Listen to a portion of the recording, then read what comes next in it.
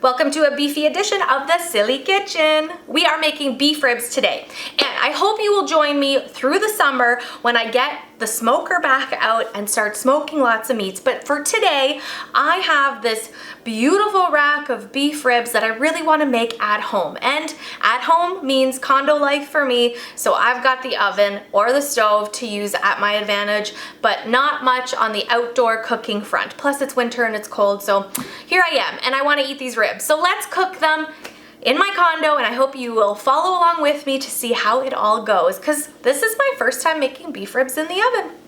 I did lots of reading and lots of Googling to see what the best way would be to do these beef ribs at home. And I had a few tips that were consistently coming up in my research. And the thing about the Silly Kitchen is that I love sharing recipes with you that I know and love, that are constant in my kitchen. But I also like doing first timers on the show because I want to encourage you to try things that maybe you haven't tried before. So this is my first time, like I said, doing these beef ribs in the oven, and I'm hoping they turn out good, but I'm also open to the fact that, you know what, trying things for the first time may not come out perfect.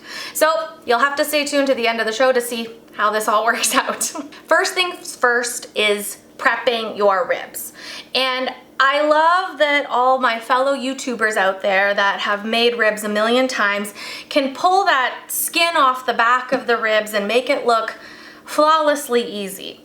But let me tell you, it sometimes is a pain in the ass, because I tried to wedge a spoon under there, tried to wedge a little butter knife under there, and it took me a couple minutes to actually get the proper sort of wedge so that I could give it a good pull.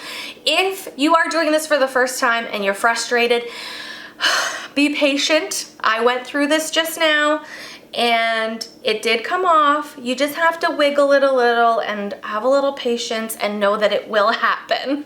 After that, you are good to go. You can season your ribs any way that you want. I see a lot of people using mustard on ribs. I see a lot of great dry rubs. You can pretty much do whatever you want here. There isn't a rule. I think it's whatever's in your spice cabinet and whatever you enjoy for flavors, go for it. So I'm gonna give it a good rub both sides, and the key here is to wrap it up tight in foil so that we preserve and keep all the heat in. So it is gonna take a couple hours to do this. I'm choosing to do it at 350 degrees because I have seen lots of people do it at like 225, lots of people do it at 400. I think there's a whole spectrum of different ways to do it, so I kind of picked a happy medium, 325, 350, and I'm gonna leave it in there for a couple of hours and check on it. Once your ribs are fully cooked, wonderful. We're gonna open them up, let that steam out, but we don't wanna eat these ribs the way that they are. We wanna have that nice, beautiful crust. We also want them saucy. So pick your favorite barbecue sauce.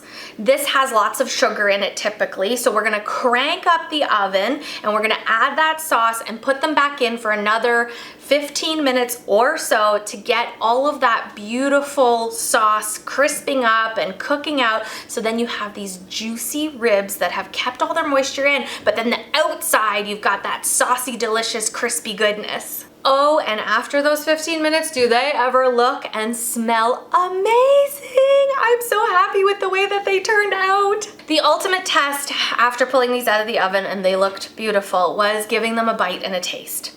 Lovely flavor, really nice and juicy, but I did find that they were still a little bit tough to pull off the bone.